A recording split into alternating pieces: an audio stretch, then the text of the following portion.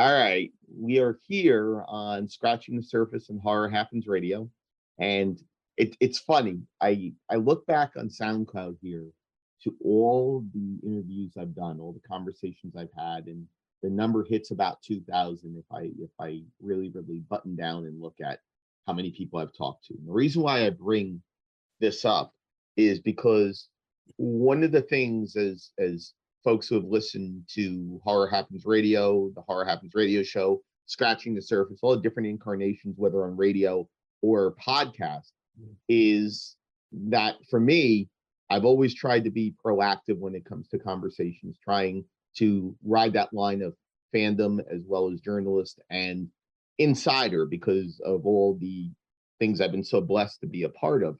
One of the things that I was lacking for a long time was being a filmmaker and, really digging my heels in. And I was very blessed and very lucky to be able to go back to school, to film school during the pandemic for 2 years. And then the real world opened up and I had to go back to, real life. But weaving that with a couple of short films, the development and now almost completion of a mini documentary, as well as a lot of experience and knowledge to add on, adding tools to my toolbox going forward, working with younger kids now, educating and developing a film has been fantastic. But most of all, the simple fact that I've been able to have conversations now that are a little bit more well-rounded. In fact, it's been more well-rounded in the last few years when it comes to actually being on set, directing, writing, producing, editing, and boy, do I love editing, and a lot of other things in between. And I know that there's been a lot of people that have come and gone in my personal and professional life, and a lot of people I've talked to starting back out in 2011 or 12. I think that's a good guess, Scott, of when really kind of jumped in full throttle with Monster Mania, speaking of this weekend, among others, Macabre Fairs being another one shortly after. A lot of people have come and gone from that initial group. And the one thing you learn most of all, especially over the last decade, and the gentleman we're going to speak with here on Scratching the Surface in just a moment or so, he's gone through the slings and arrows for way longer than I have on so many different platforms. He's probably knows more. He's probably forgotten more than I'll ever know, to be honest with you. But the truth of the matter is, being a filmmaker and having these conversations and adding a lot more dynamic and layers and depth to it, I think benefits the people who still listen to Scratching the Surface. And as you see, there's not a whole lot of conversations now because I'm too busy making my own stuff now, which is, I don't know if people ever thought that would happen, but I'm happy that it has. And I have a lot of people to be thankful for. And the gentleman whom I'm going to bring up, and we're going to talk his ins and outs, where he's been, where he's going, a lot of his short film work, including In Fear Of, the incredible series focused on a lot of different short form horror stories. And now Follower, his latest short film, which is getting ready to rev up the festival circuit, is a man that I've known for a long time. He is a man that I consider a friend and inspiration, and a man who is really continues to be one of the hardest working men, if not the hardest working man in independent film, because he continues to create a lot of compelling stories. And finally, I can say something besides just both being very handsome, bald, or shaved heads, I should say. In his case, well, you know what? Mine by choice. I don't want to put a comb through my hair if I don't have to, but we both, in our last projects, or our latest projects, for me, No Good Deed, which plays Horror Hound in a couple weeks, and has played a lot of festivals in 2022. And now with Fowler, with Scott W. Perry, who is our guest here on Scratching the Surface, we both go down a different path in the fluid elements of horror with a thriller short film. There's a lot more layers, a lot more nuance to it. But Scott, welcome to the program, and congratulations on Follower. You know how I feel about you, my friend, and your work over the years that I've known you, and everything that you've done, the goods and the bads. How are you doing this evening? Well, thank you for that. I don't know how I can really say anything with that introduction. That was great. Thank you for that. It means a lot. I'm doing really good. I'm glad that in the time we've talked, and I know it's been a while since the last time you interviewed me, but I know you've made the jump to filmmaking, and we have talked about that, privately, in some cases giving you advice with it, and I think maybe in one or two cases trying to talk you out of it. But overall, it's always good. And I've always been one that it's always great to see people when they love what they do. And as long as you love what you do and have a great time doing it with good people, and that's all you really need, at the moment. And I'm thankful for that. And I've always been thankful for the attention you've given me with the projects I've done in the past, what I'm doing and now, what I'm hoping to do in the future, which I can't wait to talk about and can't wait to do. But also about, a lot, because, we've talked about a lot of ups, personally and privately, but we also talked about the downs, and, the difference between now and then. I used to, and it's funny, being somebody who is best known for a series called In Fear of, which is now a decade old, which I refuse to believe, but I'm more willing to talk about the downs than I am about the ups, because going through that is always a good experience, regardless of whether you look at it. At the time, you're going to think it's shit, and you're thinking, "Oh my God, what happened?" But when you look back on it, you're kind of glad that you went through that, and everything is always good for a reason, and you always want to move forward with some things. So thank you for that introduction. And like I said, we either love what we're doing, or we're complete masochists in terms of wanting to make films. And I definitely think Damascus is more appropriate, without a doubt, because we go through really challenging stages. And I've said to several people, more privately than publicly, that there were several times over the last decade I was ready to walk away, and certain things brought me back. And being a filmmaker is the latest aspect of it. Scott, I think you would agree that you learn more from failing than you ever do from succeeding. If you got everything from succeeding, then everything would be easy, but failing teaches you the most with it. For you, when I guess is kind of a different way to start off this conversation, but for you, how much has failing made you the filmmaker and creator that you are? well, failing, I wouldn't call it failing. I would like, it's a term, I would say learning Okay. from it, because you kind of gain something from everything you do. In the past, there were expectations that were reached that just didn't get there, whether it be reasons of my own or reasons of other people. It just didn't get to that level that you were hoping it would get. And then, for the longest time, you would, and I did this, where you would go, okay, why isn't this working? I did everything right. Why isn't this working? What is wrong with me? What is wrong with me? What happened? And then you don't take the time to realize, all right, maybe I wasn't ready. And I think it's just a matter of that. Where I wouldn't say you're failing, it's maybe you weren't ready. It's funny, we talk about In Fear of, which, I did 18 episodes over an 18-month period, pretty much did an episode a month. And it did very well for what it did at the time. It got me attention. It got a lot of people interested. At the time when I had it done, on demand and binging were very new. Yes. I kind of did it. I put it on a platform, Vimeo on demand, before anybody knew what it really was. So I kind of jumped the gun on it, and I kind of waited. I didn't wait. I just went too soon with it. And I should have waited just a couple more months, or maybe like 6 months to a year, kind of develop some things and then, get going with it. But also at the same time, I did get interest in developing it into a lot of different things. And, you don't talk about it a lot. You don't get to talk about it publicly, but there are a lot of things that were going on that, In Fear of was very, very close to becoming a TV series. It was very close to becoming a reality series. And these things were really good discussions. And at the last minute, something got pulled or something didn't happen. And there were decisions that were made that they weren't the best decisions to make. And I kind of got to be careful what I said, because there were people involved with it that are not involved anymore. But I think there was a case of too many chefs in the kitchen at the time I had it. So there were a lot of different people giving way too many ideas.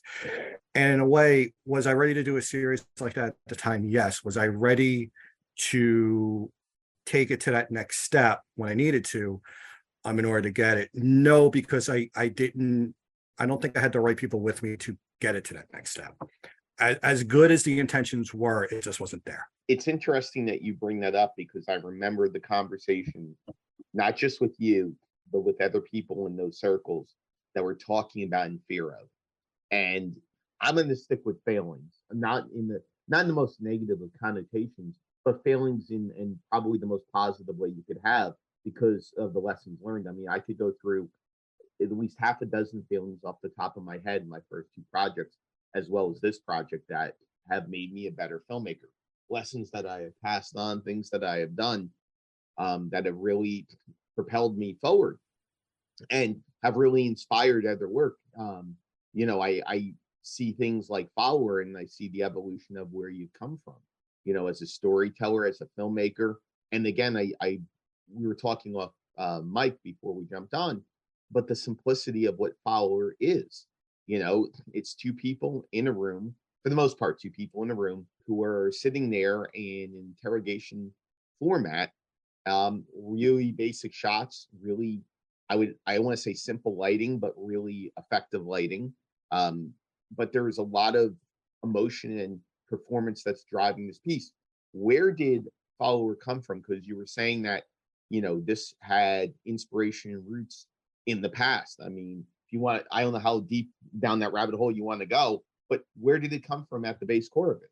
Well, Follower came from quite a few things. There's a few things I've noticed in terms of both following horror and also with my real job, which not many people notice, but my real job, I generate income. I've worked in the television industry for close to 30 years now, and I have handled a lot of true crime.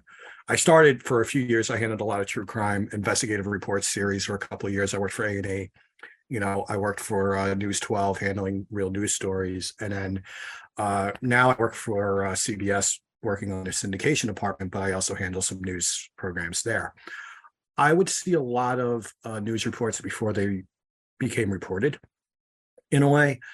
And it's funny, in the horror world, there seems to be an obsession. And I've always found people are fascinated, and they've done movies about the Charles Manson cult, about Manson in particular. And then I remember a few years back, there was a cult, I believe, called Nexium. Okay. It was a cult that Allison Mack was indicted. Oh, yes. Yes. Yes. And that was a big story that was going on. The irony is that one of the screenwriters on the Fear of her first film was sold actually starred Allison Mack. So there is a weird connection I kind of have with that. It was a very fascinating tale because here is somebody who had all these good things around her, but wanted something more and was just desperate for something to be involved in. And when you're a filmmaker and when you're trying to get something done, it's funny when you're trying to pitch something and trying to do something, you kind of have to become like a snake oil salesman, and you have to pitch yourself and you have to sell people on this idea, because what we're doing is we're trying to sell people to give us a lot of money to do what we want to do and kind of run with it. And there are people that are just gifted at, and they could just say anything that they could just say anything that they want, and people will just follow it right away. I can think of a couple off the top of my head, Scott. Oh, we don't have enough time to go through the people, and I'm sure we have the same names, and I see it a lot. And I go to and I used to go to festivals. I used to be in the back corner watching a lot of this, and just kind of just like, that's interesting. Okay, that's fine, and just observe. And sometimes not saying anything and observing is sometimes the best thing, because you really get to see how people are at work. But it was always frightening to me seeing, like, in terms of in particular these cults, and and how they work. And I know Ty West in a movie called Sacrament. Yep. Eli Roth did a movie about it, and it would always, the good thing was that they didn't glorify it, but there's always been this fascination and this obsession, like, how is it that some of these people can get away with saying a lot of these things, like it's just words, but yet they manage to manipulate and talk to these people. And I also know some people in a different way who know how to gaslight people, and just regular people. Like, I've talked to a lot of friends who are women who have been in abusive relationships. I've been involved with some people who have been abusive towards me and tried to gaslight me in a lot of things and make me feel guilty about a lot of things I did. And it's interesting how quickly it could be turned and I've been guilty of this myself, where I know I was completely in the right for saying it. And then I'll say like a couple of things and I'll feel guilty about feeling that way in the first place. Right. And that part is very scary. And then when you add social media to the mix, where everything is under the microscope, it becomes very scrutinized. And I was very fascinated in that. But to me, it's very scary how that can be. And what Follower is, it is about somebody who is notorious for that, who is a cult leader, who knows how to talk to people, who knows how to manipulate others to do his bidding. And it's about this survivor who, as you talk to it, it's like almost like, yes, she's a survivor, she's dealt with a lot, but yet there's still a fascination, like, I still love this man. And how many times have you been in a relationship with anybody in a relationship where it's bad and it's horrible, and you're still defending that person? Exactly. And you're defending them for two reasons. Number one, because there's still that feeling, because they knew how to make you feel. Gaslighting is a very interesting thing, because they find a way to they use bad methods to make you feel good. And they just Right. know how to find a way to make you feel comfortable in a position that they just know how to push that button. One of the first things when I worked in television that we covered was in 1993. I was 16 years old at the time. This is when I first started in television. I interned. And the raid on the Branch Davidian cult happened. David Koresh. This is 30 years ago. Right. Got him. Wow. 30 years ago. Holy shit. Yeah, which makes me older, and we'll just stick with that. But and seeing, the footage of this compound just completely in flames, and learning that everybody involved was dead, children, and it's like, what would possess people to do that? And then you hear stories about Jim Jones, and you hear, like, how in this day and age are people still like that? And and that's really what Follower became about. And it's like, how do we do this? Like, how are we able to function like this? What makes that possible? And in a way, it was kind of, for me, dealing with the abusiveness that I dealt with in the past. Like, how do I get out of this? Like, how do I know the signs?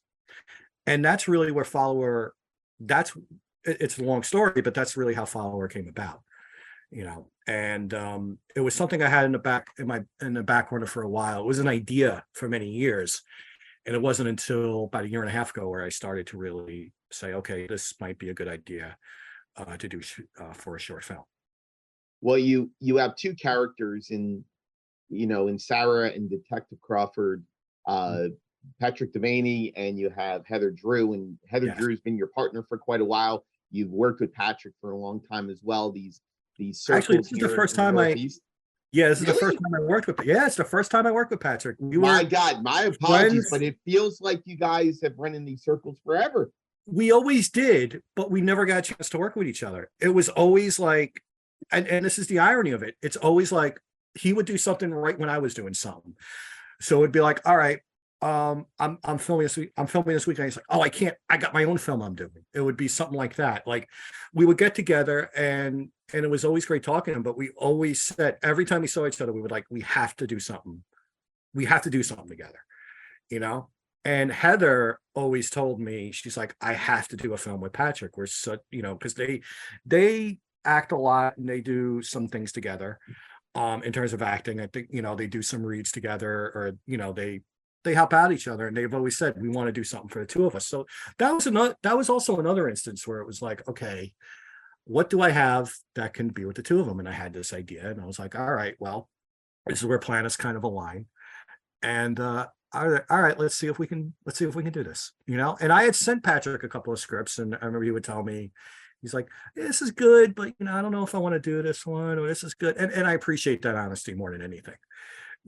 I don't like it when somebody's like, yeah, it's great. And you could just hear in their voice, like, you don't want to do it, just don't waste my time. Be honest with me. I Right. know it's hard in the film world to do that, but be honest. Just if you don't want to do it, it's okay. I'm not going to hate you. I'm not going to wish ill wills on you. I'm not going to send you to Jeffrey Epstein's compound. You're going to be fine. All right. You're good. All right. Don't worry about it. I probably said too much there, but That's but actually Epstein was another reason why, the fascination with him and a lot of things. But there was a lot of different elements that came to it. And social media was also a big thing with it. That's why the cult is called New Meta Society. sitting down with it. These have been people that have run in the same circles as you. Obviously not collaborating as much as I thought when it came to it.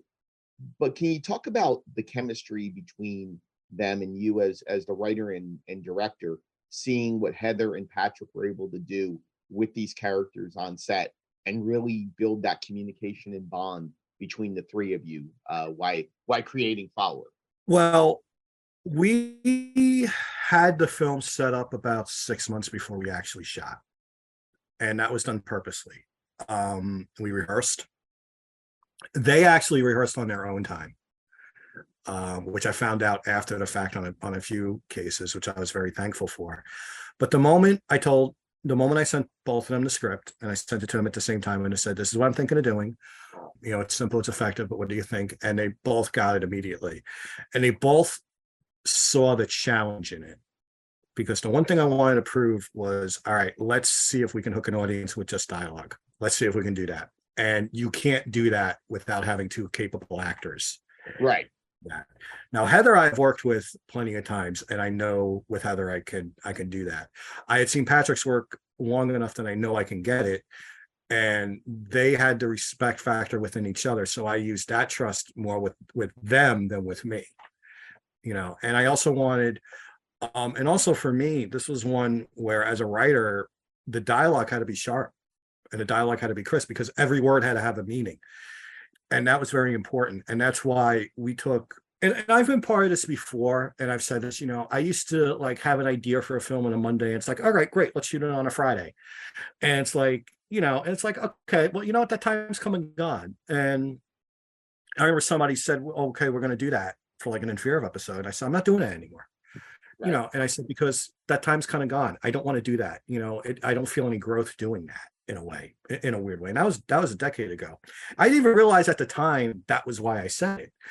I realize now that's why I said it. And, and I think that's the dichotomy between the two of them. But there's another person involved with this that was also heavily with this, and that is the cinematographer and the editor, who's also a director. And that's Stolas.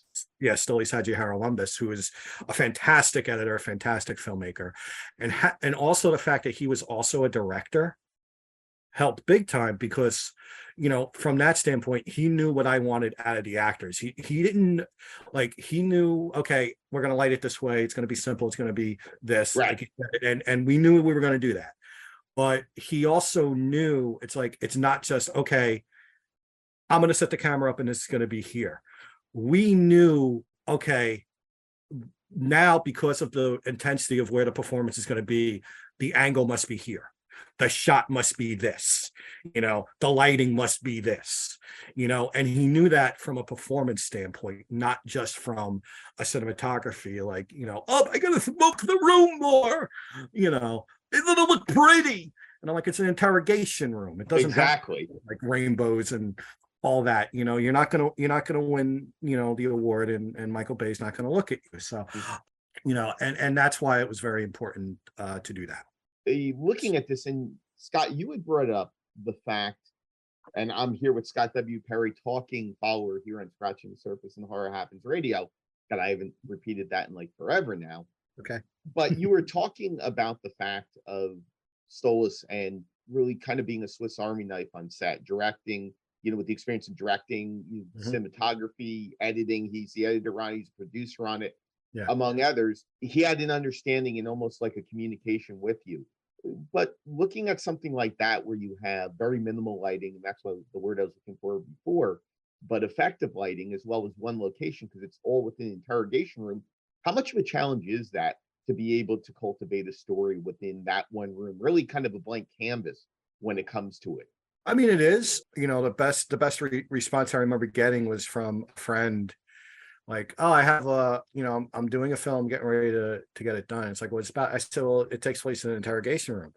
It's like, oh, great. Dun, And it dun. was funny because, no, it's funny because they thought I would get mad at it. And I'm like, I actually loved that I heard that reaction because it's like, all right, well, you're already going in with that expectation. You're not willing to give it a chance.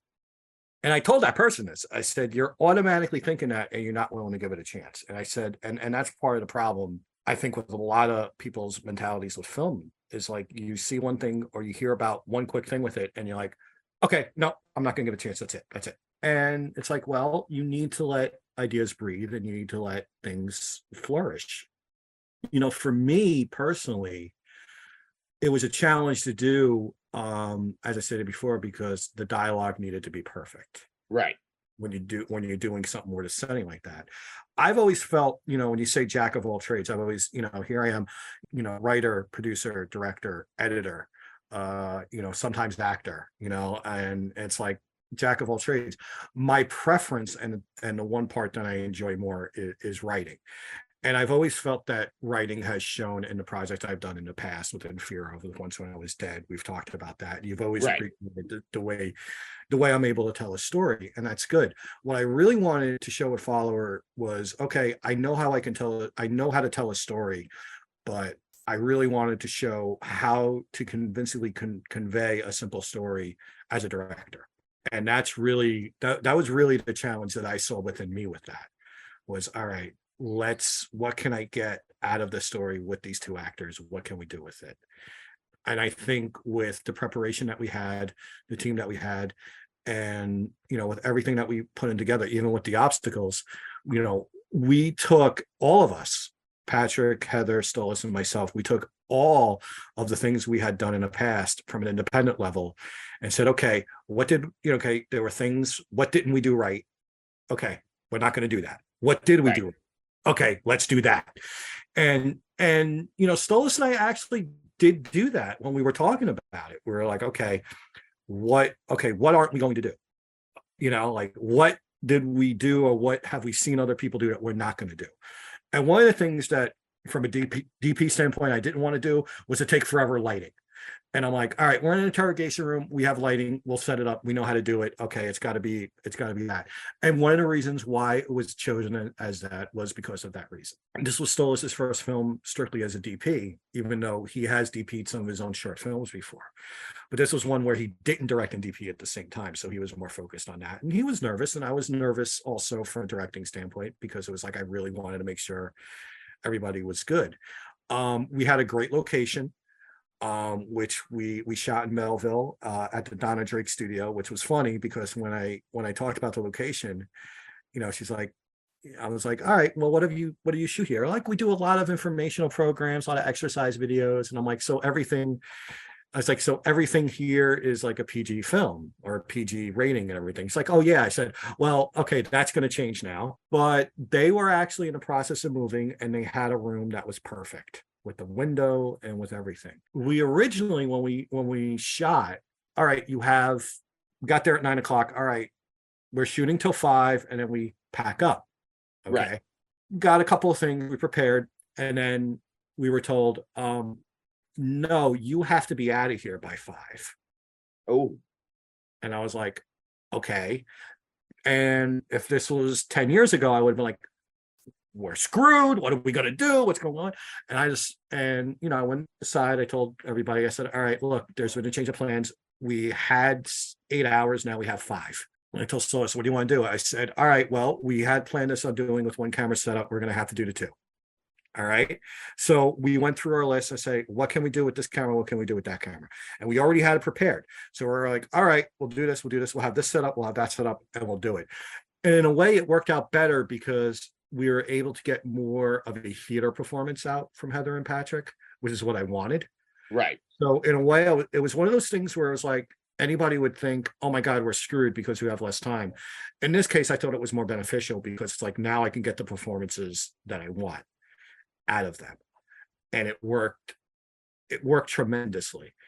And to Stolas's credit, one was a 4K, top of the line camera. The other one was a 4K DSLR camera, and nobody can tell the difference. No, you can't. And It's especially with the quality of the close-ups. I mean, the yeah, close-ups are beautiful with the simple way that you light them. But even the 50/50, the way that it's spaced out, the clarity, I mean, it's very well done, the way you're able to bring it yeah. all together. We had our influences, and we pretty much had the film edited before we even shot it. Like we knew what we wanted, and we knew like we didn't want to, because a lot of times when you're on an indie set and you want to, it's like, all right, well, this is good, but maybe if we do it from this angle, it'll be better. We didn't want to do that with this one. We knew what we had right away. And one of my main influences when you talk about the close-ups was one of my favorite movies is Silence of the Lambs. I was fortunate enough before he passed to actually meet and interview Jonathan Demme. Wow. And had a chance to talk with him about it. It was one of the most rewarding experiences I had in terms of talking to another filmmaker about it, and just the respect I had for him, and just the fact that he knew how to get that natural reaction out of everybody. The movie that I interviewed him for at the time was a movie called Rachel Getting Married, which Anne Hathaway was up for the Academy Award for Best Actress that year. But that was one where it was a very documentary natural feel to it. Like his work I looked at more than anybody else because it had that natural feel to it. And that was one of the things I respected him as a filmmaker. And that was one where, and I told Stolas that, I was like, for that moment, it has to look like, we have to get the close up. Yeah. It has to kind of be framed like that, like center, where it's like the eyes kind of match when you go from person to person. But I also conveyed that to Heather and Patrick to tell them this is how I'm doing it. No surprises. So they knew what we were going to, what I was going to achieve and what we were going to get. Because you talk about a reduction in time, do this, and pulling from my last short, No Good Deed, that was one of the biggest challenges was time because of other schedules of the people that I'm working with, the lack of preparation from certain people on set, including some of the cast, because of the fact that they were just so busy with other projects. It's not anything that's done on purpose. It's just people have to work to, pay their bills, survive. So Yeah. that's what happens with it. But we were, time, I wish I had had another day. I would think it would be not only a better film, but definitely a more developed film to the vision that I fully wanted. For you, having people that you've known personally as well as professionally, how much did it benefit you, and how much control did you give Heather and Patrick to be able to do this? I mean, was it done in a handful of takes? How much did you allow them to work with the material and cultivate it with you more on their own? How did that work? I gave them 6 months to work it out. No, but what I'm saying is, though, on set, was there anything that was surprising about it? Did they take in different directions? No, because we had everything down. We had everything down to a science by the time we got on set. A month and a half before we actually filmed, we did a mock. We actually came to my house and filmed it. So we went through it and filmed it. And the reason why we did it was, we wanted to see what shots worked, what shots didn't. And we wanted to make sure, how is it going to be said? How is it going to be said this way? How is it going to be said that way? So we really took the time, and that was a 12-hour day. And we took that time to really flesh out what we needed to get on the set, because we knew we had one day on the set. We wanted to make sure we had everything prepared and everything set, just in case, because when you've done film long enough, there's going to be a mishap. And of course, prepared, and there was one. We were prepared for it. We thought we were going to film until 5. We had to leave by 5. I swear to you, this is true. 4:59. I was going to say right on the button. 4:59. We closed the door. So we were ready and we were prepared. But if we didn't spend that time in my house, in my basement, in Amityville, of course, I have to mention Amityville, if we didn't spend that time doing it, we wouldn't have been able to be prepared, for that thing to happen. It's like, we had a setback, or it could have been a setback, but it won't turn out to be a benefit. And that's where I find the key for preparation is. You could say it's a setback, but in a way it wasn't. It became a huge benefit for the film, because I don't think I don't think we would have had a better film if we went the other way. I really don't. Now that I look at it in hindsight. One of the things I want to bring up also within it's something that I absolutely love because of my color blindness, it's always a challenge. And I'm always looking for people better than me to be able to make the film visually better. But sound is something that I've grown akin to and I love. And for you, I mean, I have to believe that, ADR plays a huge role in this to be able to get the crisp sound that you have for them going back and forth. I mean, you're dealing with the echo, you're dealing with any, external sounds, I would believe, because it's, you have that closed stage, you won't deal with a whole lot, but you never know. You never know what's thrown out there. So can you talk to me about the process of cultivating that sound and making it I as mean, effective as it is? we had to do some ADR in some spots. The good thing is you probably won't know where. Sound was a little tricky. There were a couple of issues with it that we did manage to fix it in post. Okay. Which was good. We had the good thing is when you build relationships with people, you benefit from a lot of people who are willing to help you out in terms of fixing things for just the benefit of doing so and helping you out, and that was grateful because there was a professional sound man by the name of Todd Mackey who really helped Stolas out with a few things. And we said, we got an issue with the sound. Can you make it? And for me, sound has always been tricky for me, especially when I edit. And this was the first film I did not edit myself. Wow. I gave all the reins to Stolas, and I'm glad I did. But whenever I edit, I actually have 25% hearing loss in my left ear. There's in the left ear, there's like a little part of the ear. It's like a vibrating part that triggers the sound to go further back in the ear. That part of my ear does not trigger that. It just doesn't send the sound back. And I had this diagnosed a couple of years ago. There's certain ways I can go about it. I've opted not to deal with it.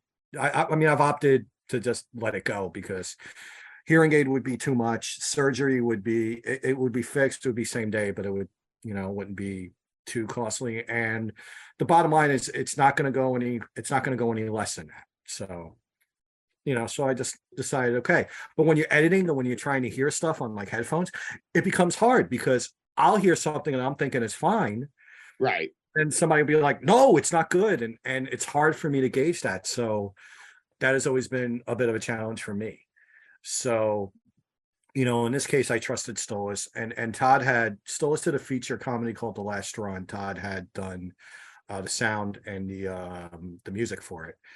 Todd also did the sound for Stolas's In Fear of episode Buried Alive. Oh. So there was history there, and he offered to do it, and he did, and he basically was like, "You guys have done enough. You got me a lot of work, so this is just a thank you, and I appreciate it." And and he's a fantastic person to collaborate with, and I owe him a lot for that. But when you're working in a closed environment, you want to make sure that the sound is good. I remember one In Fear of episode, we had a great location, it was great, but we had a film right above a humming air conditioner. And I just couldn't. So we had to ADR the whole thing. I like turned it off and I'm like, they're going to be serving. It was a bar in the morning hours. They were going to open in a couple hours. They wouldn't have any beer to serve. So it was like, I'm doing this as a favor for you. But yeah, I mean, sound is always integral. It's funny. You can have the best visuals in the world. Right. If you have bad sound, it can cripple you. And I learned that from In Fear of when I started pitching it out. The sound of it was not good because I had done it on my own. And that's when I discovered I had this hearing problem. And you talk about failures before that. I would have to put that, as part of it. And that's where I kind of realized, all right, I need, somebody else to do it. When I put together a movie cut of the In Fear of series, I put together like 8 episodes and put a movie cut out. I had somebody redo the sound on a lot of them to make it sound a little bit better, and it worked and it helped. And when I put it up on Prime, I took it off, but it was on there for about 3 years. It did very well, and it kind of recouped some of the losses that I had, with putting the series together. But sound will break you if you don't do it right. And you definitely have to be careful with it. And one thing I have said when people work with actors and when they work with contracted actors like SAG, and I've always pointed this out because I learned this myself. Every SAG contract, no matter which actor you get, they are required to give you at least one full day of ADR. It's in their contract. Every single SAG contract, they have to give you 1 day of ADR for situations when sound does not work on a set. Wow, I didn't know that. Now with the film festival circuit, and hopefully we'll see Follower out there in 2023 strong. But running almost 14 minutes, that's a challenge. And a lot of festivals look at that and say, is it worth giving up 2 short films for one? What is your thoughts? Why go with the longer piece? Was there a shorter version? What made you and Stolas decide on a little less than 14 minutes? That's actually a very interesting question because originally it was longer. I had a feeling. Okay. The goal was to get it under 15. Okay. All right. I had been a judge at a film festival a couple of years ago, and I kind of, it's a one-time only thing. I respect anybody who judges a film festival and looks at films. I did it once. I have a tremendous respect. It's something I will do once and not again. It's a lot of time. It's a lot of effort. And I Yes. applaud everybody who does it. And I'm glad I got a chance to do it because I got to experience what they experience. And it gives me that much more respect for anybody who says they're a judge at a film festival, because there's so many films you look at and there's so many criteria you have to fill. And one of the criteria was short films. And they look at short films for time. Yeah. Like they'll completely cut it out for time. And what's interesting is that one of my previous short films, Once When I Was Dead, was 18 minutes. And there were film festivals that were not accepting it just because of that fact. And I'll be honest, it kind of pisses me off because it's like, if it's a good film, it's a good film. It should play no matter what the time is. I think a lot of festivals, and I've seen that a lot more now, is that, you got to look for quality over quantity. Right. And there's some festivals who still do that, some don't. And I get that. One of the goals with Follower is like, we got to get it under 15. I mean, in hindsight, one of my first ever short films I did 15 years ago, Insatiable, was 26 minutes long.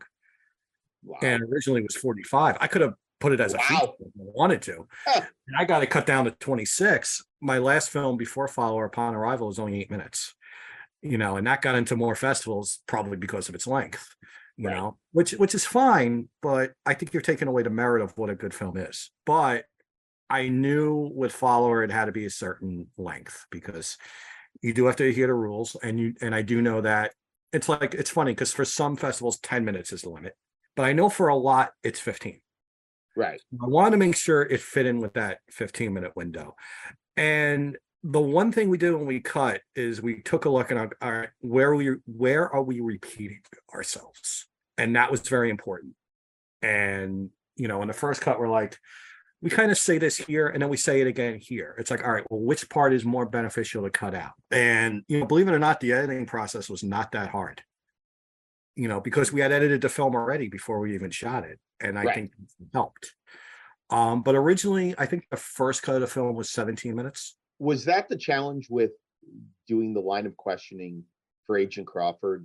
Was that the challenge not to fall into not only, the holes of what people would expect from so many true crime programs and dramas, true crime dramas, as well as the fact of repeating the questions? Because one of the things I will say as a criticism of it is that, especially in the beginning, when you're first starting to establish the rapport between Sarah and Agent Crawford, it feels a little bit repetitive. Now, there's reasons why, but for me, I've watched it a few times already.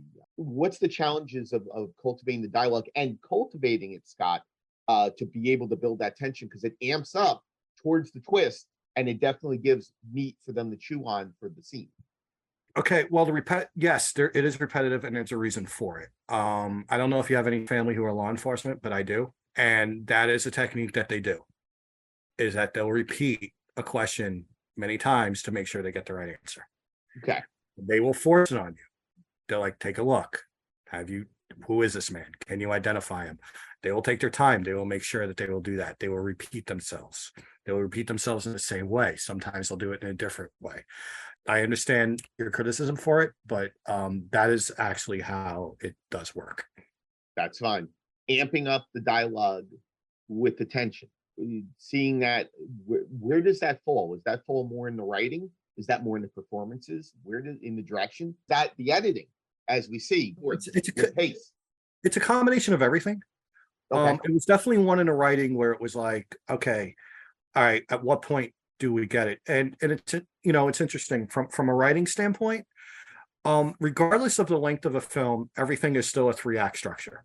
All right. So you still have to kind of think along those lines. So we did do that within this film. I'm not going to reveal at what point that we did it. You'll see it, but it's funny. You'll actually see the 3-act structure in the way it's edited. Okay. All right. And when you look at it again, you'll see it because it kind of goes a little bit back and forth. The second act is more of the close-ups, and then the third act is Right. You'll notice where it goes from there, and that's where it gets a little bit tense. It was very important to make sure that everything was done in that sense. And one of the things that we did when we did the rehearsal, we did the film rehearsal, I knew when I wrote it where I wanted it to be, but it was like, okay, how do I convey it to everybody else? This is where I want it to go. And that's why when we did the rehearsal, that's why I told them, it's like, okay, let's do it this way, let's do it that way. And then they understood it, and then we got it. I don't think that would have been something that we could have accomplished on a set that day if we didn't do it beforehand. Okay. So one of the other things I wanted to know before we move forward, talking about what's coming up with you as we with Follower as well as other projects, having stills, because you said this is the first project that you have not went ahead and edited. How important was it to have another set of eyes on this? Did this also put the project in the place that you maybe thought it could get to, but you weren't sure if you had been the editor on this? It's a good question. There are a few reasons why I decided not to edit it myself. A lot of it didn't have to do with the project per se. I think a lot of it had to do with the fact that in many aspects I had worn a lot of hats. And it came to a point where I felt it was good to kind of rely on other people to wear that hat. And also the fact that Stolas shot it, and Stolas is also a fantastic editor and professional editor by trade, helped. Stolas also helped edit. Whenever I edited some of my previous projects, like Upon Arrival, I would always give it to him first and he would give me notes. So even though I was the one editing it, he would be the one telling me, okay, here are some of the notes with it. And I would just follow it and go through with it. It was just a point that I felt with this film, with the tightness of it, with how it needed to go, Stolas had a better eye for it in terms of the editing room, and I trusted it a lot more. And it's a simple answer, but it's the most straightforward one. It was time just to really let another set of eyes handle it. But in a way, we kind of didn't. We already knew what we had set. But what was good was that Stolas knew what parts to cut out better than I did. Like he was able to identify them more, because the one thing as a direct, when you write and you direct, and it's a mistake I've seen so many people do, and I do myself, you fall in love with every single thing that you do, and you're afraid to cut the littlest thing out.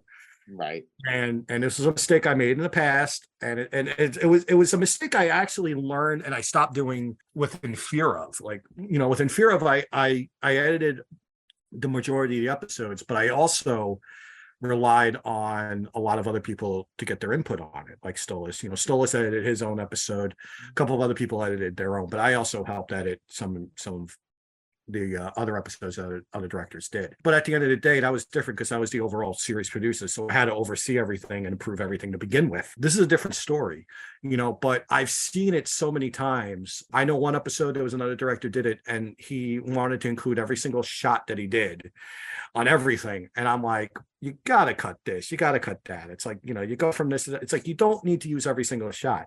And I'm like, first off, when you do that, you're wasting time on set. Second, you're wasting time in your editing room. And it's like, to me, I think you need to show more confidence in your ability to get a shot list going, to get your edit going, and also to say how you want to tell this story. And when you start out, when you're new at it, it's good to do it when you're starting out, because you want to learn and you want to get everything together. One of my first short films I did was Insatiable. It's on Vimeo. If you go on my Select Entertainment channel, you could see it. It's 26 minutes long. It's a silent film. But I wore a lot more hats on that than I did with anything else, because I wanted to experience it all once. but I had a fantastic cast and crew to help me with it, that understood why I was doing it that way. It wasn't an ego thing. It wasn't a, oh, look at how great I can do everything.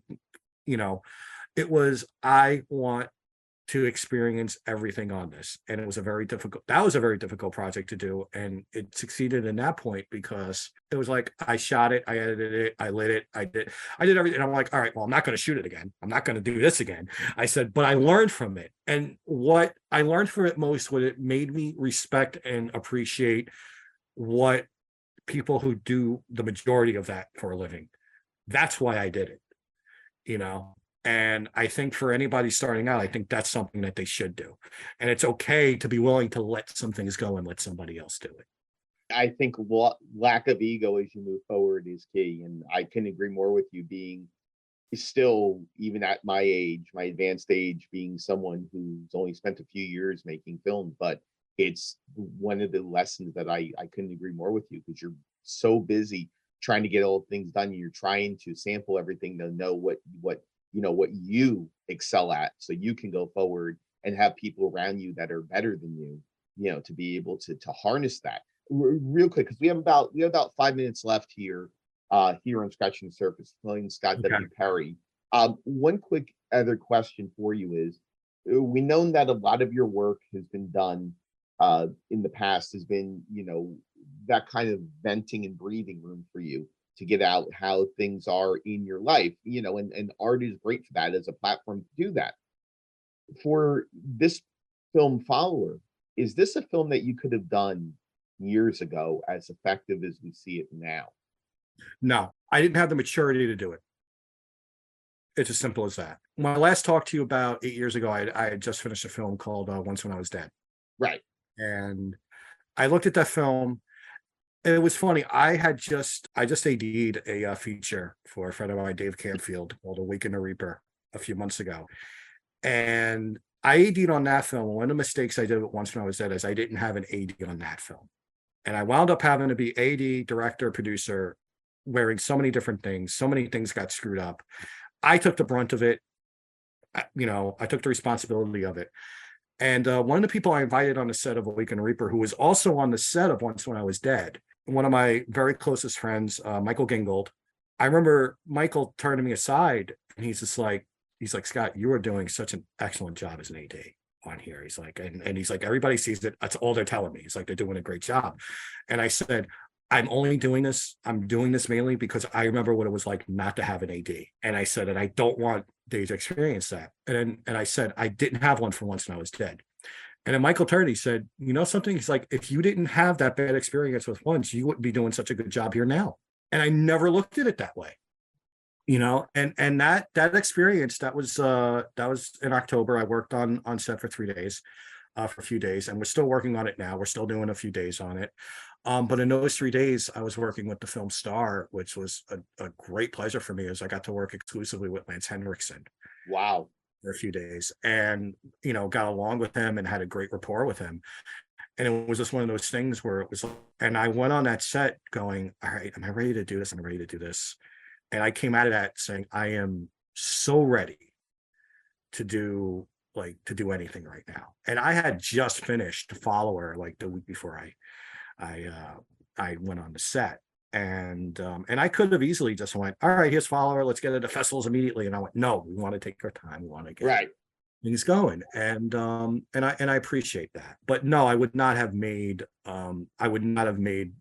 this film as good if I did it 10 years ago. But again, when I talk about Insatiable, that I look at that and I'm like, I don't think I would make that film today. That was a perfect film for that time, and Follower is a perfect film for now. Especially with the way social media and a lot of people are gaslighting and manipulating us in certain ways. And I think it's an important tool and an important lesson to say, we can't get too fixated so quickly by the words of people we don't trust and we don't know. So finish us up here, Scott W. Perry. I thank you so much for the conversation here on Scratching the Surface. Check out Follower, coming out 2023 in festivals. But what else is going on in your world that we're looking forward to? Well, the only thing I'll say right now is, for anybody who, I've had a lot of people asking me about Inferos, like, oh, when's it coming back? I've had some people saying to me, oh, when's it coming back? I will say that I am doing what I can to make it come back, only not as a series. I'm in the stages of putting together a feature film about In Fear of. There was an element that I felt was missing from the series that I added to it that really is tremendous with it. I'm assembling a team as we speak of actors and crew. I can't disclose anything yet. I'm really, really excited about getting it together. I'm hoping by the fall to have something good with it. I'm in the finishing touches of a work for hire script that I got hired for from an acting duo that I respect a lot. It's a thriller. What I love about it is it's a Brian De Palma style thriller, which I never got to Right. do, and it's based on some past experiences. And it's one of those things where I talked to somebody and I sent them a script. I said, hey, you want to do this? I'm like, well, maybe not for us. I said, okay, what do you want to do? And he told me, okay, we're looking to do this. I said, I have something just like this and it's going good. And I'm hoping to get a couple of other things going, but I'm definitely in the process. I'm hoping to get In Fear of back out there soon and a few other things. And hopefully summer or fall, I'll be able to announce some things.